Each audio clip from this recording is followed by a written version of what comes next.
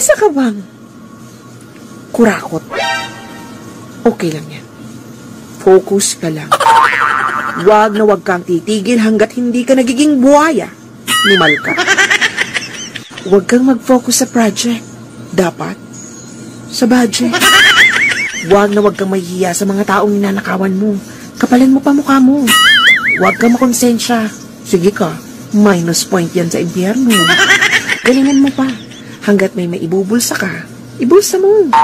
Huwag ka nang mahiya. Wala ka nun, nieta ka.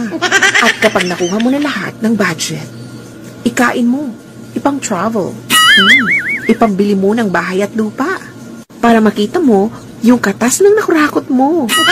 Tapos picturean mo at i-flex mo sa Facebook. I-caption mo, feeling blessed. Thank you, Papa Satanas.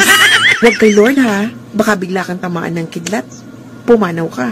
Sayang naman.